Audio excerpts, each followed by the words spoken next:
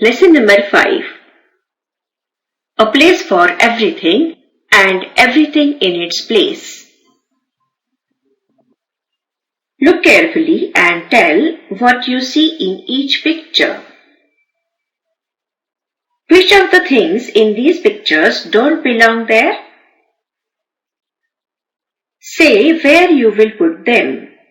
Describe each picture in 1 or 2 lines. Let's play word string.